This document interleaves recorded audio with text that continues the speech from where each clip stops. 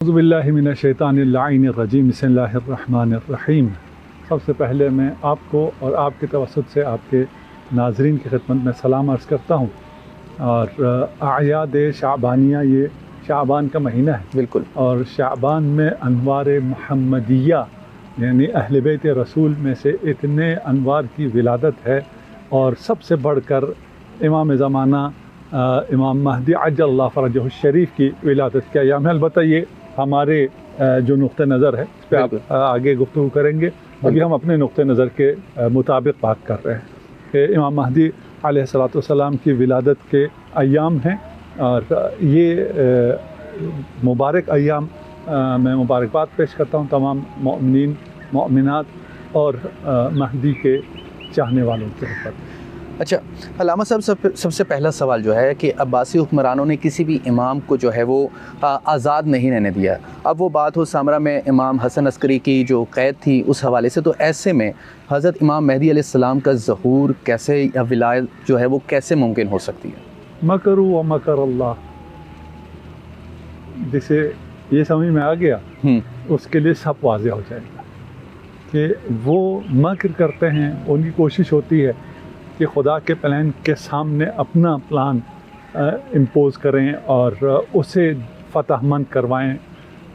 उसके मुकाबले में खुदा की तदबीर है और खुदा ने ये चैलेंज किया है, मकरू व मकर अल्लाह, तुम अपनी चालें चलो, खुदा अपनी तदबीर करेगा। बिल्कुल, वल्लाहु खैरुल माकिरीन। ये तारीख़ में पहली दफ़ा नहीं हुआ है, तारीख़ में बहुत ज़्यादा हुआ है। हज़रत इब्राहीम नमरूद के होते हुए कैसे पैदा हुए, कैसे परवान चढ़े और कैसे उन्होंने तबलीग कर ली, कैसे वो आतिश नमरूद से भी आज़ाद हो गए, कैसे का जवाब सिर्फ एक है, मकरू व मकर अल्लाह वल्लाहु खैरुल माकिरीन। हज़रत मूसा फ़िरऔन को जब बताया गया कि ऐसा बच्चा आने वाला है और ये खुदा का मंसूबा है, अक्लमंद तो उसे तस्लीम हो जाना चाहिए था। जब उसे यकीन आ गया है, बिल्कुल, और उसे इतना यकीन आया, शायद हमें मूसा पे इतना यकीन ना हो जितना फ़िरऔन को था, जिसकी वजह से बनी इसराइल के सारे बच्चों को उसने कत्ल करा दिया। बिल्कुल, लेकिन खुदा का मंसूबा देखें कि जहाँ सारे बच्चों को कत्ल कराया वहाँ मूसा को उसके अपने घर में परवरिश थी। बिल्कुल। अब आपके ये कैसे हो सकता है, जो लाखों बच्चों को मार दे वो एक बच्चे को कैसे ज़िंदा रहने दे सकता है? खुदा करना चाहे तो दुश्मन के घर में पाल दे। बिल्कुल। और ये सिलसिला बहुत तुलानी है, सिर्फ मैंने यहाँ तक ही आपकी खिदमत में पेश किया है। तो जो ये समझते हैं उनके लिए ये कुछ सवाल ही नहीं है, जो ये नहीं समझते हैं उनके लिए सवाल है।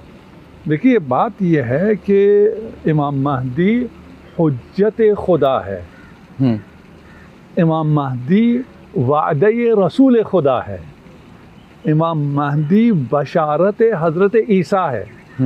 तो आप उसके बारे में अगर कहें कि कैसे हो सकता है, उस जबर में तो मैं नहीं रह सकता, आप नहीं रह सकते, आपका बच्चा नहीं हो सकता, ये सब चीज़ें ठीक है उस जबर में, उस इस्तेदाद में, लेकिन खुदा का प्लान कामयाब हो सकता है या नहीं हो सकता, उसमें किसी को कोई शक नहीं है।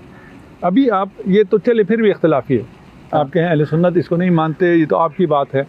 हम मुत्तफ़क़ा बात पे आ जाते हैं कि इमाम महदी का जब ज़ुहूर होगा तो ये दुनिया अदल व इंसाफ से पुर हो जाएगी। आप कहेंगे ये दुनिया, ये नेतन्याहू के होते हुए या उस जैसा कोई और खबीस, उससे भी ज़्यादा खबीस कोई आया हुआ होगा? बिल्कुल।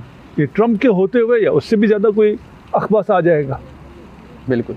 पावर भी इनके पास है, इनके होते हुए, इन जालिमीन के होते हुए, इतनी पावर उनके पास होते हुए, ये सारे जो वेपन्स उनके पास हैं, दुनिया अदल व इंसाफ से भर जाएगी कैसे?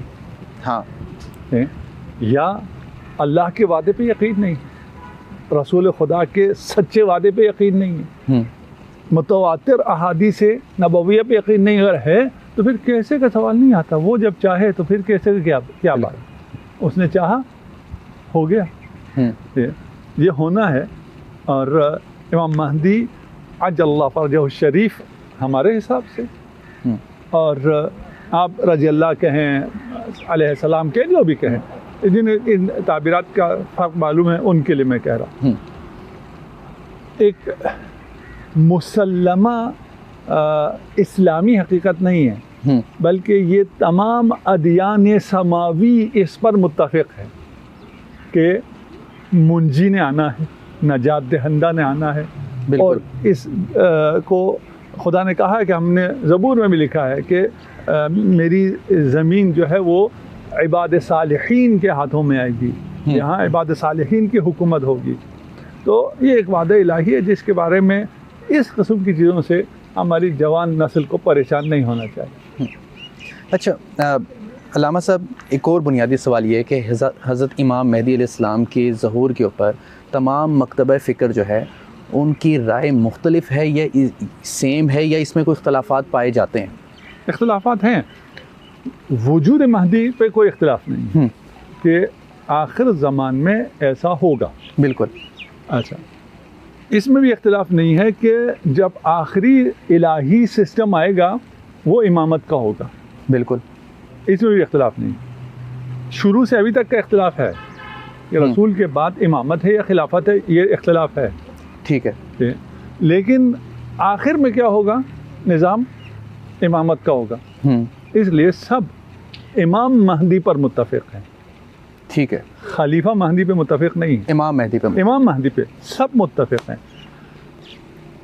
और आलम इस्लाम में कोई दो राय इस पर नहीं है। हाँ, जो हदीस का इनकार करने वाले हैं वो हैं, अभी भी हैं, है ना। अभी भी जो ज़रूरियात दीन का ही इनकार करके अपने आप को मुसलमान कहलवाएं, कुरान का भी इनकार करें अपने आप को मुसलमान कहलवाएं, उनकी हम बात नहीं कर रहे हैं। हम इस्लाम की बात कर रहे हैं, जो स्कूल ऑफ थाट्स है उनकी बात कर रहे हैं, शख्स की बात नहीं कर रहे कि कोई मेरे मुकाबले में किसी एक बंदे को ले आए कि ये नहीं है, महदी को नहीं मानता, मैं उसकी बात नहीं कर रहा। उसकी जिस मकतब से वो ताल्लुक़ का इजहार करता है, कहता है मसलन मैं अहले सुन्नत हूँ या मैं बरेलवी हूँ या मैं देवबंदी हूँ या फलां, वो इसके इनकार करते हैं कि ये तो मुसल्लमा अहादीस हैं। बिल्कुल। बस इमाम महदी का जो असल नज़रिया है वो मुत्तफ़क़ुन अलैह है। क़यामत से पहले उनकी हुकूमत होगी, मुत्तफ़क़ुन अलैह। बिल्कुल। उनकी इमामत होगी, मुत्तफ़क़ुन अलैह है। उनकी इमामत में उनके पीछे नमाज पढ़ने वाले, उनके मुक़्तदी हज़रत ईसा नबीउल्लाह होंगे, इसमें भी इत्तेफाक है। बिल्कुल, ये वो तफसीलात हैं जिसमें कोई इख्तिलाफ नहीं है। अब इनको पेश करने में इख्तिलाफ है, यानी यही जो मुत्तफ़िक़ चीज़ें हैं उनको पेश करने में इख्तिलाफ है। मेरी नज़र से किताब गुजरी, आप में से किसी ने शायद पढ़ा होगा और मैं नाम नहीं लेता। वो यूँ लिखते हैं, इमाम महदी की किताब पे उन्होंने तकरीज़ लिखते हुए लिखा है कि आखिर वक्त हमारा अक़ीदा मुसलमानों के कि आखिर वक्त में हज़रत ईसा आएंगे और उनके साथ महदी भी होंगे। बिल्कुल, ये ख़यानत है। हदीस इसकी बिल्कुल उल्टा कहती है। अच्छा, हदीस कहती है इमाम महदी आएंगे, उनके साथ हज़रत ईसा अलैहिस्सलाम, हज़रत ईसा होंगे और नमाज महदी पढ़ाएंगे, ईसा इक़्तिदा करेंगे। बिल्कुल, ये मुत्तफ़क़ुन अलैह हदीस है। लेकिन इसी हदीस को अरबी में लिखने के बाद तर्जुमा यूँ करते हैं कि ईसा आएंगे, इसलिए कि एक डिबेट अभी चली भी थी कि अम्बिया अफजल हैं या अइम्मा अहले बैत अफजल हैं। इस पे सबका इजमा है कि अइम्मा अहले बैत में से इमाम महदी हज़रत ईसा से अफजल हैं और हज़रत ईसा तमाम पैगम्बर उलुल आज़म पैगम्बरों में से हैं। हम खत्मी मतमर की बात नहीं कर रहे, पैगम्बरों में से उलुल आज़म पैगम्बर हैं। उलुल आज़म पैगम्बर जब दुनिया में पलट कर आएगा तो मुक्तदी के तौर पर आएगा। ये नहीं हो सकता कि कोई अफजल हो और वो पीछे नमाज पढ़े, बिल्कुल, और मफजूल आगे नमाज पढ़े। ये इलाही सिस्टम में जो खुदा की तरफ से नुमाइंदगी है, खुदा की तरफ से हुकूमत है, खुदा की तरफ से इक़्तिदार है, उसमें इमामत को, नमाज की इमामत को बुनियादी कलीदी रोल हासिल है। इसमें तारीख़ में अगर चले जाए, मैं मुनाज़रा उन चीज़ों को पसंद नहीं करता हूँ और उस तरह बयान भी नहीं करता हूँ। इशारा करना हमारी मजबूरी है। बिल्कुल। हमारे यहाँ कुछ रिवायात ऐसी हैं जो ये कहती हैं कि रसूल खुदा ने किसी और के पीछे नमाज पढ़ी है, जो कि मुमकिन नहीं है, महाल है, नहीं हुआ है, और ये झूठ बोलते हैं। उन्हीं रिवायात को अगर आप देखें तो रिवायात ये नहीं कहती हैं कि रसूल खुदा ने किसी के पीछे नमाज पढ़ी, हो नहीं सकता। बिल्कुल, ये एक इलाही निज़ाम है जिसमें जो मर्द अव्वल होगा वो आगे होगा नमाज में। जो उससे कमतर होगा वो उसके पीछे होगा। ये नमाज एक आप हमारी नमाजें हैं, हुक्म हमें भी यही है, हमें भी यही हुक्म है हमारी नमाजों में कि जो आदल है, जो अफ़क़ाह है, जिसकी क़िराअत तजवीद बेहतर है वो आगे खड़ा हो, उसके पीछे मेरी नमाज होगी। मेरी नमाज अच्छी है, दूसरे को हम्द सूरा भी सही से पढ़नी नहीं आती, उसकी बिस्मिल्लाह ही सही नहीं, मैं उसके पीछे नमाज नहीं पढ़ सकता। ये हमारे लिए भी हुक्म, लेकिन हमें पता नहीं चलता, हम अपने ज़वाहिर के मुताबिक काम करते हैं।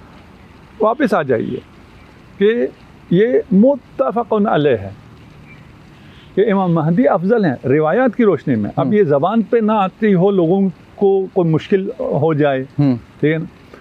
इसमें भी इत्तेफाक है कि इमाम महदी अहले बैत में से होंगे। अब अहले बैत का माना समझने वालों को इससे भी वाज़ेह कोई चीज़ दलील मैं नहीं दे सकती। सही है कि अहले बैत कौन है, और इमाम महदी को कहा गया कि वो अहले बैत से होंगे। ये भी मुत्तफ़क़ुन अलैह है, कोई दो राय इसमें नहीं है। अगर होती तो फिर हम अभी कोई शोरा बना लेते, कोई जस्तजू करते, कोई मशवरा करते, इस्लामिक कॉन्फ्रेंस इस बात पे बात करती कि किसे हम महदी बनाएं।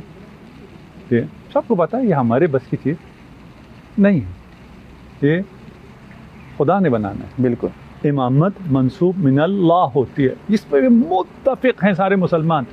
बोलते नहीं है वो अलग मसला है, खामोश रह सकते हैं, इस जगह पे नहीं, दूसरी जगह जाके दूसरी बातें कर सकते हैं, यहाँ आकर नहीं कर सकते। इसलिए कि इमाम महदी अहल बैत में से है।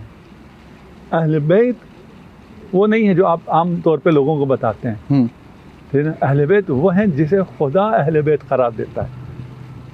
खुदा ने हदीस किस्सा मौजूद है, बाकी भी रिवायात मौजूद हैं, रसूल खुदा से बयान मौजूद है, उनमें से एक ये है। रह गया जो इख्तिलाफ है वो ये है कि इमाम महदी पैदा हो चुके हैं या पैदा होना है।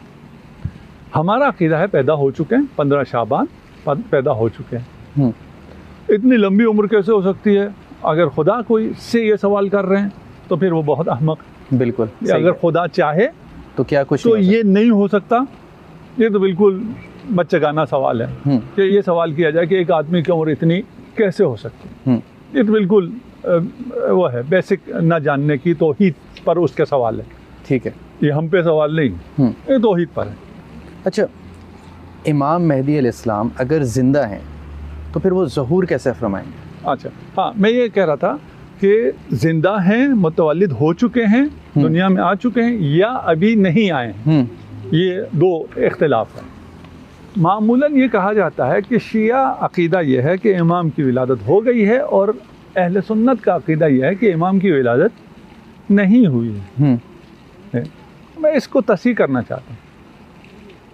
हमारा अक़ीदा है इमाम महदी की विलादत हो गई है, और हम शख्सन जानते हैं कि उनके वालिद कौन हैं, उनका सिलसिला नसब क्या है, वो कैसे अहले बैत में से हैं, ये हो गए। दूसरी तरफ अहले सुन्नत ये नहीं कह सकते हैं कि वो पैदा नहीं हुए। आपको कहाँ से पता पैदा नहीं हुए? अगर कल ज़हूर होना हो तो आज पैदा हो कि दूसरे दिन का बच्चा तो ज़हूर नहीं करेगा। बिल्कुल, ठीक है ना। अगर कल ज़हूर है और वो आलम शबाब में है आपके नरेशन के मुताबिक, आपके नज़रिए के मुताबिक, तो भी पैदा हो चुके हैं।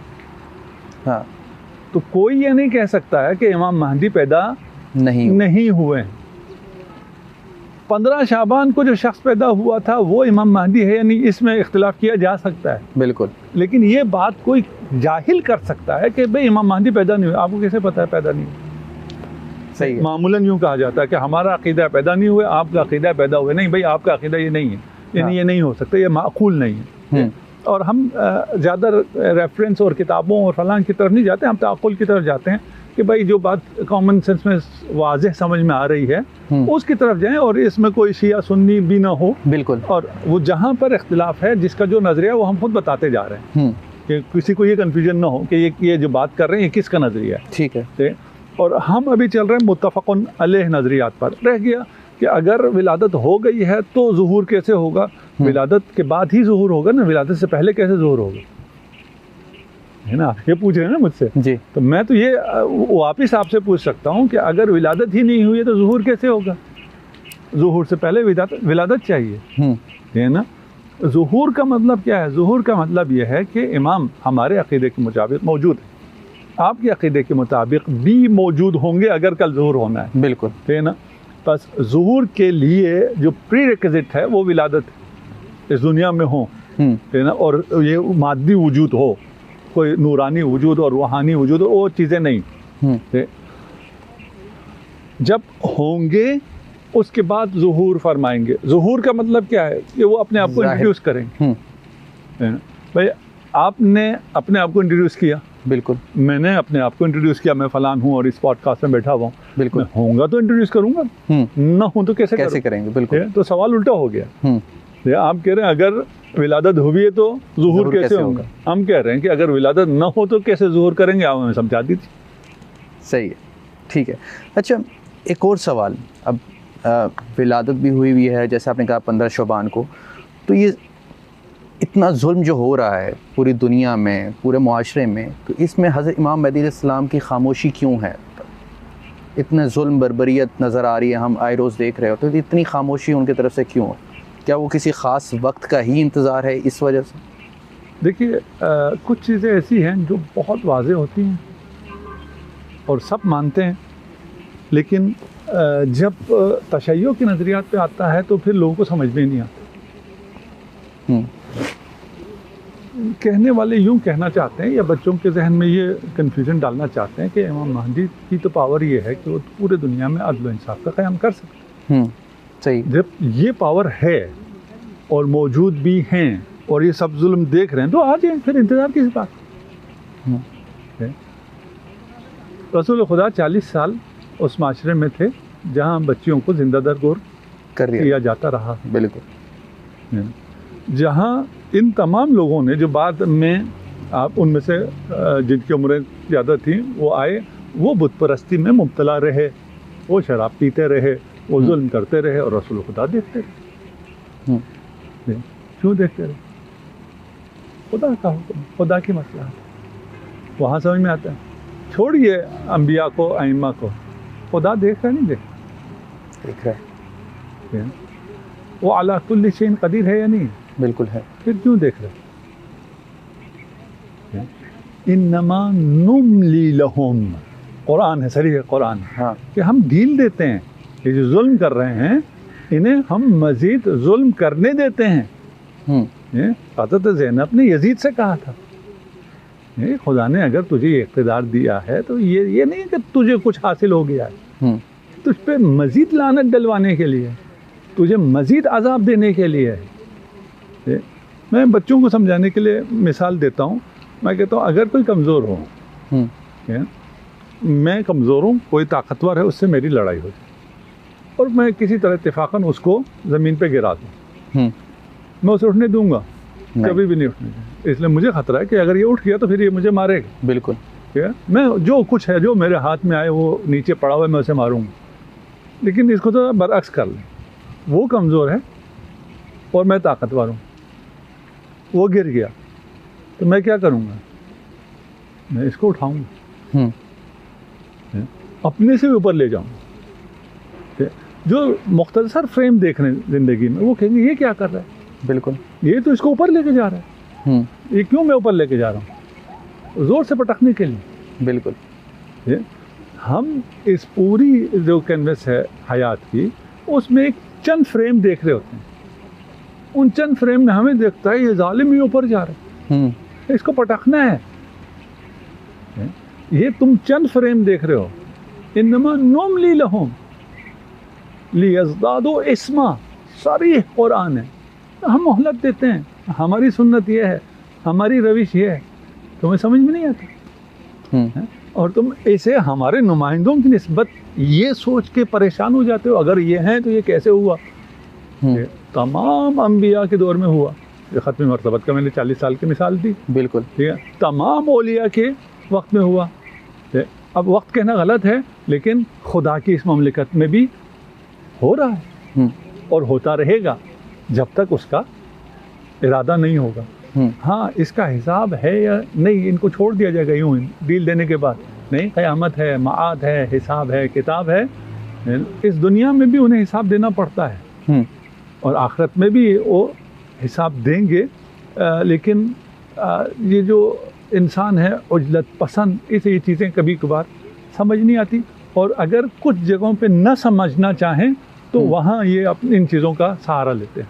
हाँ, अच्छा, आपने एक बात कही कि हज़रत इमाम मेहदी अलैहिस्सलाम जो हैं उनके पास ताकत होगी कि वो अदल इंसाफ कायम कर सकें, तो कैसे मुमकिन होगा? इसको ज़रा और आप अच्छे तरीके से समझा सकते हैं देखने वाले नाज़रीन को? देखिए, ये भी मुत्तफ़क़ुन अलैह है कि जब इमाम महदी का ज़ुहूर होगा या उनकी हुकूमत कायम होगी, लफ्ज़ ज़ुहूर से भी अगर किसी को मुश्किल है, हमें उससे भी कोई बात नहीं, जब इमाम की हुकूमत कायम होगी तो आसमान अपनी खैरात नाजिल करेगा, ज़मीन बरक़ात उगलेगा। दोबारा रिवायात हैं कि जो अभी तक बशरियत को इल्म मिला है वो 2 हर्फ हैं, बाकी 25 हुरूफ का इल्म इमाम लेकर आएंगे। अच्छा, इमाम ज़मीन को अदल व इंसाफ से भर देंगे, और उस वक्त का इंतज़ार है। उसकी वजह यह है कि उससे पहले जो शर्त है वो ये है कि लोगों में आमदगी हो, लोग चाहें। अभी लोग तजुर्बा करेंगे, कभी जमहूरियत का तजुर्बा करेंगे, उसके बाद और भी सिस्टम आएंगे। अभी हमारा ख्याल है जमहूरियत के बाद कोई और निज़ाम ही कोई नहीं, बिल्कुल, और उसके बाद और भी बहुत सी चीज़ें आएंगी और ये बहुत अक़ियानूस हो जाएगा। उन सब को तजुर्बा करेंगे, तमाम जो इक़्तिसादी निज़ाम आए उनको भी तजुर्बा किया है और तजुर्बा करेंगे। जब इंसान मायूस हो जाएगा कि भाई इधर से अदल व इंसाफ नहीं मिलता, ये जुल्म की नई दास्तान नए नारों के साथ हमारे लिए मुतारफ़ कराई जाती है, तो इंसान मुतवज्जह होगा। एक, इमाम अपना जमाल का इजहार करेंगे, हुस्न जमाल यानी इल्म और हिकमत का, और इल्म और हिकमत को देखकर दुनिया उनकी गर्विदा हो जाएगी। इमाम का ज़ुहूर होगा तो मुसलमानों से पहले बाकी अक़वाम इमाम की बेअत करेंगे, इमाम पर ईमान लेके आएंगे। अच्छा, इसलिए कि अभी अगर आ जाएं तो किसे समझ में आएगा कि हिकमत किसके पास है, इल्म किसके पास है, विज़डम किसके पास? तो ज़्यादा पढ़ा लिखा है उसको ज़्यादा समझ में आएगा, तो वेस्ट को ज़्यादा पहले समझ में आएगा, वो ज़्यादा गर्विदा हो जाएंगे। वो वैसे ही मायूस हुए हैं, अभी भी हुए हैं, आइंदा और ज़्यादा मायूसी है। तो जब इरादे इलाही हो, जब इल्म, टेक्नोलॉजी बहुत पीछे की चीज़ है ना, जब इल्म उस उरूज पर आ जाए कि अभी तक का मतलब यह है कि जब तक इमाम का ज़ुहूर होगा तब तक जितनी इल्म है वो सिर्फ 2 हर्फ हैं, और इन 2 हर्फ ने आपको ऐसे शश्तर कर रखा है, आप हैरान। 2 में से शायद अभी होना भी ना होगा, बिल्कुल, ठीक है, आगे पता नहीं क्या क्या होना, और वो बाकी 25 जब हरूफ आ जाएंगे, बिल्कुल। ये तो इमाम इल्म की ताकत से, हिकमत की ताकत से, तलवार की ताकत से नहीं, है ना। इमाम तलवार से फतह नहीं करेंगे, इल्म से, इल्म और हिकमत से, ताक़ुल से और हुस्न से, जमाल से। उसको देख के लोग खुद बहुत इमाम के गर्विदा हो जाएंगे। उसके बाद और भी निज़ाम है, और इंशाल्लाह कभी बात आगे आपके सवाल आएँ तो भी पेश करेंगे। वही इसको समझने की बातें हैं और तुलानी बातें हैं। अच्छा, मुझे ये बताएं कि ज़हूर से पहले जो फितने होंगे वो किस तरह के होंगे और किन फितनों का सामना करना पड़ेगा जिसके बाद हज़रत इमाम मेहदी अलैहिस्सलाम का जो है वो ज़हूर होगा? जो इसमें 2 किस्म की अलामात हैं, जिसे हम अलाइम ज़ुहूर कहते हैं। उनमें से एक अलामत यही फितने हैं, और उसमें दज्जाल का और सुफियानी का और इस किस्म की चीज़ें हैं। हाँ। जिसे अभी भी जब मसलन कुछ होता है, कभी दाइश आ जाए या कभी कोई और आ जाए, तो उसको लोग नाम देते हैं कि ये जो है फितना दज्जाल का या सुफियानी का या फ़लान का है। ये इसकी सही तशख़ीस हम नहीं कर सकते हैं, ये खुदा को मालूम है, लेकिन ये अलामात बयान हुई हैं, और उन अलामात की वजह से और उन फितनों के जैसे कि है कि इमाम महदी अदल व इंसाफ से पूर कर देंगे किस दुनिया को जो जुल्म जोर से भर चुकी होगी, है ना। अभी हमें लगता है कि इससे ज़्यादा और जुल्म नहीं हो सकता कि रोज़ रोशन 50,000 फ़िलिस्तीनियों का कत्ल आम कर दिया जाए, और उसके बाद कहा जाए कि वो भी इसको जगह को भी छोड़ दें, तो वो चले जाएँ, जाके सऊदी अरब में इतना सहरा है वहाँ जाके अपनी आबादी बसा लें, यहाँ क्यों बैठे हैं? बिल्कुल, इससे बड़ा जुल्म। और इस जुल्म को इतनी दीदा दिलेरी से बोल सकना, कह सकना, कर सकना अलग होता है, और बोल सकना अलग होता है। करने से पहले ये बोल सकें, इससे ज़्यादा और क्या जुल्म होगा खुदा जानता है। और पहले भी तारीख़ में बड़े जुल्म हुए हैं जो उस तरह रिकॉर्ड नहीं हुए हैं, सही कह, जो जुल्म होते रहे। और तारीख़ में कुछ ऐसे चीज़ें हैं जिनको जुल्म के तौर पे पेश किया हुआ नहीं है, हॉलोकॉस्ट है। और जो इसराइलियात हैं, अगर उस पर कभी मौका मिला, वो ख़ुद भी एक बहुत अजीब दास्तान है कि यहूदियों ने सीरत को किस तरह मैनिपुलेट किया है और किस तरह अपने नज़रियात को इसके अंदर डाला है। और ये जो तस्वीर हमारे सामने बाज़ मौक़ों पे आती है जिससे वो फ़ायदा उठाते हैं आज भी, वो खुद यहूद की कराई हुई है। जैसे हॉलोकॉस्ट को उन्होंने खुद एक रिवायत बनाई है और उस रिवायत को नहीं मानने वाले को यूरोप में जेल हो जाती है। भैया ऐसी कोई बात कहीं भी नहीं है दुनिया में कि आपका एक नज़रिया कि ऐसा एक वाक़या हुआ है और अगर आप उसको ना माने, तारीख़ का एक वाक़या और आपके पास एविडेंस भी हो, दलाइल हों कि भाई ये वाक़या ऐसे नहीं हुआ, उसको जेल हो जाए। तो ये चीज़ें हैं जिसकी वजह से मैं आपका असल सवाल भूल गया। असल सवाल क्या था जिसकी वजह से इन फितनों का सामना करना पड़ेगा? ये फितने हैं, इन फितनों में से वो कब हैं, कैसे हैं, अभी हम दकीक नहीं बता सकते।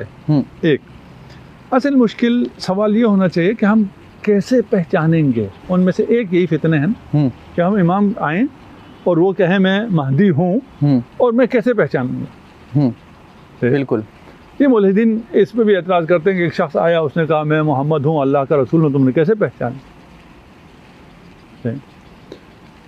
रसूल खुदा को मखसूसन यहूद अपने आबा से और अपनी औलाद से बेहतर जानते थे। कुरान अपने बाप को इतना नहीं पहचानते थे जितना मोहम्मद मुस्तफ़ा को पहचानते। अपने बेटों से ज़्यादा उनको पता था ये नबी है आखिर ज़मान का।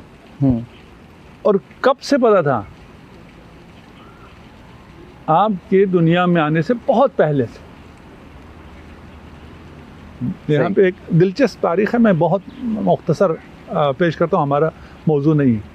यहूद को जब मालूम हुआ, जो आपने पहला सवाल भी था ना कि जब बनी अब्बास नहीं चाहती थी तो कैसे हो गया, यहूद को जब पता चला कि ये रिसालत हम में नहीं है, बनी इसराइल में नहीं है, ये इस्माइल में चली गई, औलाद इस्माइल में चली गई, उन्होंने वहाँ फैसला कर लिया कि ये नहीं होने देंगे।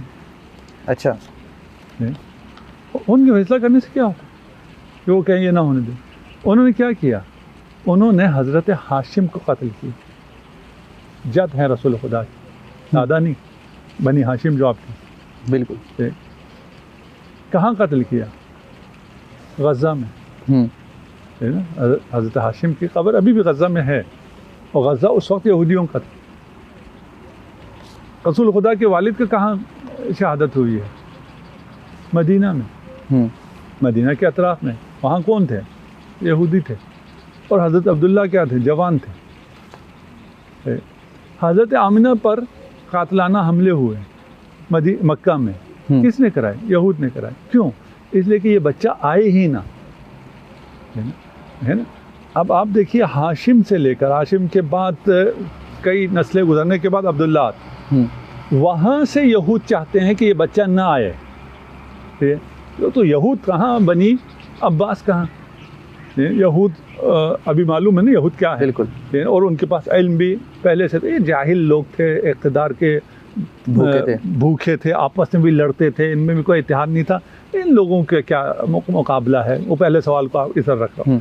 उनके इन तमाम कोशिशों के बावजूद रसूल खुदा तशरीफ़ लाते हैं, है ना।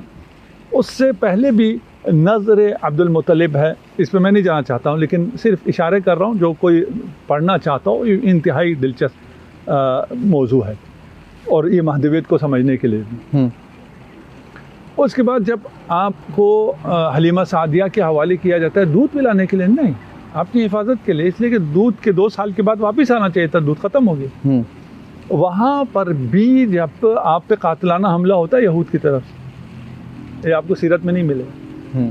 इसलिए कि जो मैंने पहले कहा था, सीरत में यहूदियों का बड़ा नफूज़ है।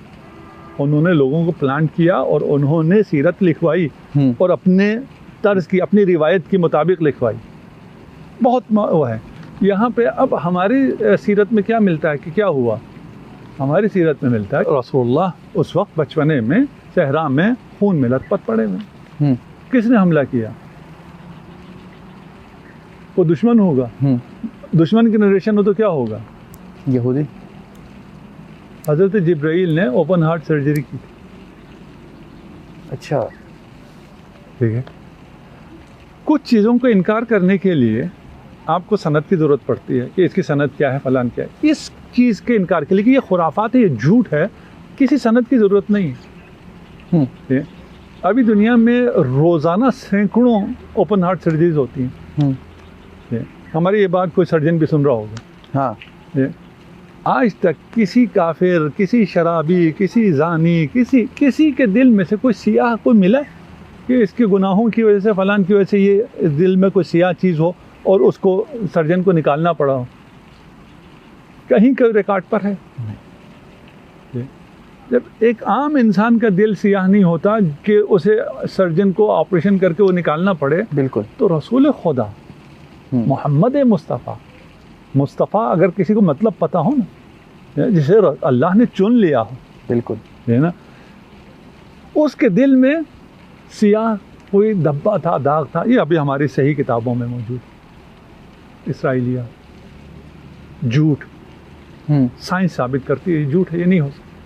कोई इंसान के दिल में सियाह धब्बा नहीं होता, तो मोहम्मद मुस्तफ़ा के दिल में कहाँ सियाह धब्बा आ गया? लेकिन उस हमले को ये रंग दे दिया गया।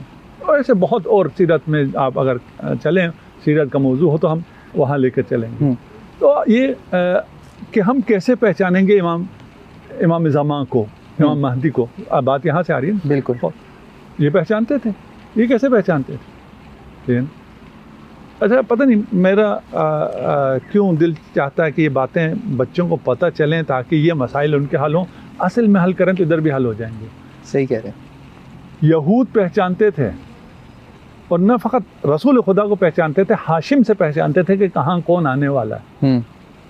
हज़रत आमना के बतन में जो था बच्चा, उसको पहचानते थे, वहाँ हमला हुआ हज़रत आमना।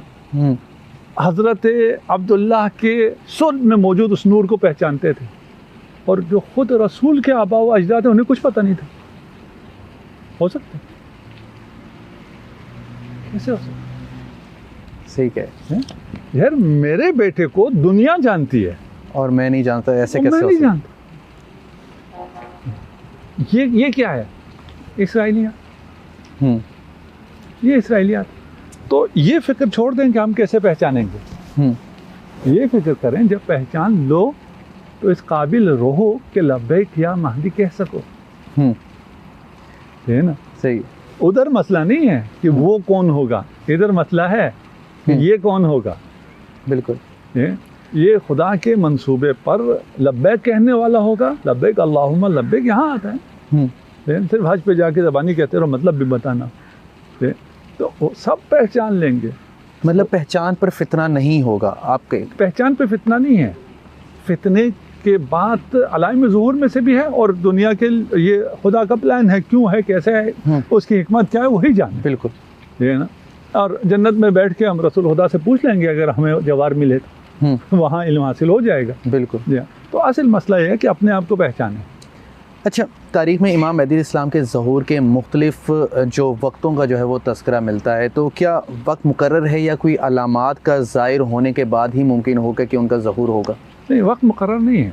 वक्त यूँ मुकर्रर है कि वो आखिर ज़मा होगा। हाँ, लेकिन आखिर ज़मा कहाँ होगा, कब होगा, वो किसी को मालूम नहीं। ये वो इरादा खुदा है या वो गैब है जिसका किसी को इल्म नहीं है। वो किसी भी रिवायत में ये नहीं है कि वो फ़लाँ वक्त होगा, यानी 1950 होगा या 2050 होगा या क्या होगा, इसको हम कोई बात नहीं, किसी रिवायत में नहीं। लोग पेशन गोई करने वाले अपने मार्केट के लिए ऐसी बातें करते हैं, उसकी कोई हैसियत नहीं है। वो आम लोगों की बातें हैं। 2000 में हो जाएगा, 2025 में हो जाएगा, 2050 में हो जाएगा, इस किस्म की बातें जाहिलों की तरफ से आती हैं, रिवायात में नहीं है। रिवायत में अलाइम ज़ुहूर है। अलाइम ज़ुहूर में से कुछ अलाइम हतमी हैं, कुछ अलाइम गैर हतमी हैं। वो भी तब्दील हो सकता है। तो इसलिए हमें हर आन तैयार रहना चाहिए। जो असल मसला है कि ऐसा होने वाला है, ये वादा इलाही है, ये रसूल खुदा का वादा है, और रसूल खुदा ने अपने अहादीस में इसकी जानिब इशारा फरमाया है। तो जब ये हो तो हम किस तरफ होंगे? हम अहले बैत की तरफ होंगे, अहले बैत के दुश्मनों की तरफ होंगे? हमने ये फैसला किया। अच्छा, आपने जैसे पहले कहा कि हज़रत इमाम महदी अलैहिस्सलाम जो हैं, अभी जो लोगों के पास इल्म है वो 2 हर्फ है, 25 हर्फ वो लेकर आएंगे। मतलब अभी तो आप कह रहे थे जैसे पौना भी अभी शायद हमें तक ना पता चला। तो हज़रत इमाम मेहदी इस्लाम के ज़हूर के बाद साइंस, टेक्नोलॉजी, तालीम, उसकी क्या मुस्तकबिल क्या होगा? क्या बहुत एडवांस चले जाएंगी सारी चीज़ें, या इन सारी चीज़ों को रिप्लेस कर दिया जाएगा किसी और चीज़ के साथ? नहीं, वो इसी दुनिया में होंगी, कोई चीज़ रिप्लेस नहीं होगी। ये चीज़ें जन्नत में रिप्लेस हो जाएंगी। ये चीज़ें जन्नत में रिप्लेस होंगी, इसलिए कि जन्नत अभी जब हमारे कुछ लोग मजहबी लोग एथिस्ट से मुबाहिसा करते हैं और उनको अपनी बेसिक का पता नहीं होता, हाँ। बड़ा दिल दुखता है। हाँ, है ना? वो कहते हैं जन्नत इसी यूनिवर्स में है। नहीं, ये यूनिवर्स तो सारी ख़त्म होनी है। बिल्कुल। इस यूनिवर्स के अलावा अगर जितने मल्टी यूनिवर्स अभी मौजूद हैं वो सब ने भी ख़त्म होना है। हाँ। जन्नत इधर की बात नहीं है, ये आलम मुल्क है, वो आलम मलकूत है ना। अब हमें मुल्क मलकूत ही नहीं पता। मैं अपने लिए कह रहा हूँ, आपके लिए नहीं कह रहा, अपने देखने वालों के लिए भी नहीं कह रहा। तो हमें क्या पता, यही आलम होगा, आलम मुल्क होगा। आलम मुल्क होगा तो फिर खुदा का जो निज़ाम है वो यही निज़ाम रहेगा। निज़ाम तब्दील नहीं होगा। देखिए, आज या आज से 10,000 साल पहले यही निज़ाम है, कोई चीज़ तब्दील नहीं हुई। इतनी तरक्की ने, हम समझते हैं कि हमने पता नहीं क्या तब्दील किया, हमने एक कानून तब्दील नहीं किया। 10,000 साल पहले भी ऑक्सीजन से सांस लेता था इंसान, आज भी ऑक्सीजन से सांस। सही कह रहे हैं। क्या तब्दील किया है? आपने तरक्की करके ये कर लिया कि नहीं जी ऑक्सीजन अच्छी वो चीज़ नहीं थी, फलां चीज़ से आप आइंदा से हम सांस लेना शुरू करें। ना कोई कर सकता है, ना करेगा, ना ही कोई इससे अच्छी चीज़ है। जो बेहतरीन था वो खुदा ने हमें इनायत किया। उसके अलावा जो आप ये जो तमाम तरक्की करते हैं, ये दर हकीकत खुदा की किताब तकवीन में से कुछ राज आप जानते चले जाते हैं। उस राज के ज़रिए आप इस कायनात को तस्खीर करते हैं। उस तस्खीर का इज़्न भी खुदा ने दे रखा है, और तो कुछ भी नहीं कर रहे। तो इमाम के ज़ुहूर के बाद भी दुनिया यही दुनिया है, निज़ाम यही निज़ाम है, इल्म यही इल्म है, और इसमें यकीनन तरक्की होगी। इल्म में जब तरक्की होगी, और अभी इस ज़मीन से बहुत कुछ मिल सकता है। देखिए, अभी हमें जिन ज़मीनों को हम बेकार समझते थे, हम कहते थे बलूचिस्तान की ज़मीनों में क्या रखा है। बिल्कुल। अब उसमें से क्या मिलना, मादनियात। अब मसला ये है कि जो हम जैसे गरीब मुल्क होते हैं, या उन मुल्कों के हुक्मरान गरीब होते हैं जहनी तौर पर, तो वहाँ ये निकलें तो मुसीबत बढ़ जाती है, क्योंकि आलमी ताकतें आ जाती हैं और ये और बिक जाती हैं। बिल्कुल सही कह रहे हैं। वइल्ला इसमें से ये मादनियात और ये चीज़ें मिलने पर और मज़ीद चीज़ें पता चलने पर, ये सोना उगलेंगे। सोना कुछ भी नहीं है, हाँ, हमें इससे ज़्यादा समझ में नहीं आता। ज़मीन सोना उगलना शुरू कर देगी। और आसमान ने खैरात को अभी रोक रखा है हमारी वजह से, हमारे जुल्म की वजह से, है ना। वहाँ आसमान से खैरात नाजिल होना शुरू हो जाएंगे। किसने सोचा था कि ये सोलर एनर्जी से आप बिजली ले सकते हैं? आसमान की खैरात है ना, हमें पता ही नहीं था। हाँ, ठीक है ना। अभी तक आपकी जो तरक्की है उसमें जितनी एनर्जी आप ले रहे हैं, ये डेड एनर्जी है, मुर्दा एनर्जी है। ठीक है ना। आइंदा जो आप बिजली के क्राइसिस और फलां की बात कर रहे हैं, आइंदा गैलेक्सी से आप बिजली लिया करेंगे, एनर्जी लिया करेंगे। इमाम की ज़हूर की बात नहीं कर रहा हूँ, अपनी इसी हयात की बात कर रहे हैं, इंसानी हयात में। पता नहीं इंसान ने अभी कहाँ पहुँचना है। तो इमाम की ज़हूर की वजह से इल्म और तरक्की करेगा। ठीक है ना। अब इसको आप टेक्नोलॉजी कहेंगे, और या AI के आने के बाद इसे आप कुछ और नाम देंगे, उस वक्त क्या इस्तिलाहात होंगी वो खुदा जानता है। अच्छा, आखिरी सवाल ये है कि मौजूदा दौर में एक मुसलमान जो है कैसे उस वक्त का इंतज़ार कर सकता है, और कैसे उस वक्त अपने ईमान को मुस्तहकम रख सकता है जब हज़रत इमाम मेहदी अलैहिस्सलाम का ज़हूर होगा? उस वक्त मुस्तहकम रखने के लिए आज मुस्तहकम रखना पड़ेगा। हाँ, जो आज मुस्तहकम रखेगा वो ये गारंटी दे सकता है कि उस वक्त भी मेरा ईमान है वो मुस्तहकम है। ईमान कैसे मुस्तहकम होगा? मेरी वाबस्तगी अगर दुनिया की चीज़ों से है और इमाम के आने के बाद ये मेरे मफादात ख़त्म हो जाएं, इमाम आएंगे। मैं अपनी मिसाल देता हूँ, मैं किसी और की मिसाल नहीं देता। मैं बहुत मोतबर हूँ, और मुझे जो एतबार हासिल है वो वालिद मुअज़्ज़म की वजह से है, उनके इदारों की वजह से है, उनकी मेहनत की वजह से। वल्ला मेरा तो कोई काम नहीं है।